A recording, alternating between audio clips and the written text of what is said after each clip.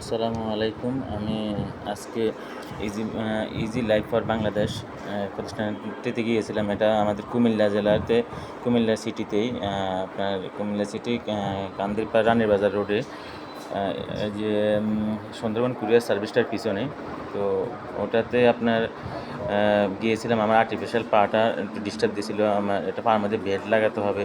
তো আমি ঢাকা দিয়ে সিআরপিতে যাই।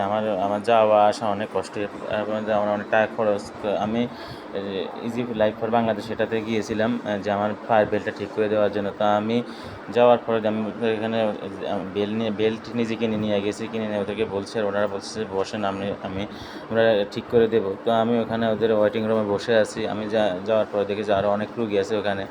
তো রুগীদের সাথে একটু বসে কথা বললাম। তারপরে ওনারা আমাকে একটা রুমে ডাকিয়ে নিল, বললো যে আপনার পাটা খুলে দেন। তো আমি লুঙ্গি পরে পাটা খুলে দিয়েছি তাদেরকে। এই যে এটা হচ্ছে অফিস রুম, এখানে ডাক্তার বসে। এই যে এখানে স্যাম্পল আছে, দেখেন, আর্টিফিশিয়াল হাত, আর্টিফিশিয়াল পায়ের স্যাম্পল। এইগুলা হচ্ছে যে যাদের হাত নেয় তারা হাত হিসাবে ব্যবহার করে, যাদের পা নেয় তারা পা হিসাবে ব্যবহার করে। এখানে একটা রুগী ছেলে, দেখেন, ও ডিভাইস লাগানোর জন্য আসছে। ওর পায়ের মধ্যে শক্তি কম, তো ওর জন্য ডিভাইস বানাবে। তো ও বসে রয়েছে ডিভাইসের জন্য। এই যে আমার পাটা ঠিক হয়ে গেছে, পাটা ঠিক করে নিয়ে আসছে। যে বেল্ট লাগিয়ে নিয়ে, সেটা নতুন বেল্ট। বেল্টটা ছিঁড়ে গেছে। বেল্টটা আমি মাজায় পরি, মাজার মধ্যে পাটা আটকাই এই বেল্টটা দিয়ে। তো আমার পাটা দেখেন, এই যে আমি দেখাচ্ছি।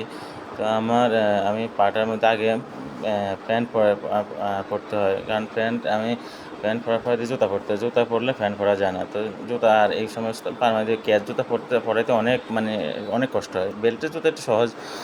পাটার মধ্যে জুতাটা পরাইলাম, প্যান্ট পরাইলাম। পরানোর পরে আমি এখন পাটা পরবো।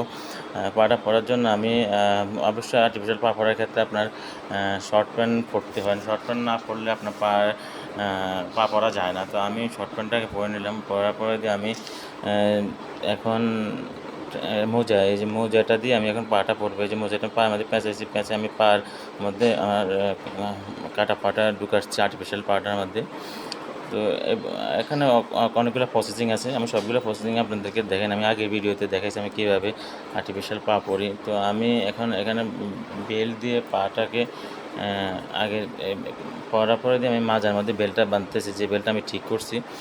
তো আমি বেল্টটা ঠিক করার পরে দেখেন এখন আমি পুরো প্যান্টটা পায়ের মধ্যে পরবো। পরে আমি এখন প্যান্টের যে বেল্ট আছে ওটাও পরবো। আমি মাঝে একটা বেল্ট পরে আর প্যান্টের মধ্যে আর্টিফিশিয়াল পায়ের বেল্টটা পরে। এই যে আমার আর্টিফিশিয়াল পায়ের বেল্টটা দেখেন প্যান্টের উপরে, আর হচ্ছে যে মাজাতে যে প্যান্টের বেল্ট। এই যে আমি এখন প্যান্টের বেল্টটা ঠিক করতেছি। আর্টিফিশিয়াল পা পড়তে অনেক প্রসেস আছে, অনেক কষ্ট হয়। ঠিক মতো ফিটিং মতো না লাগলে আবার খুলতে হয়, খুলে আবার মোজা করতে হয়, আবার লাগাইতে হয়। তো অনেক সাবধানে করতে হয়।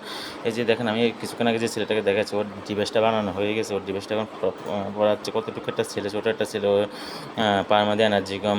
এই যে এটা হচ্ছে যে আমরা যারা এখানে আর্টিফিশিয়াল পা লাগায় তারা এখানে প্র্যাকটিস করে, ডাক্তাররা তাদেরকে দিয়ে প্র্যাকটিস করে। তো আমার পার কাজ শেষ, বেল্টের কাজ শেষ হয়ে গেছে। তো আমি চলে আসতেছি।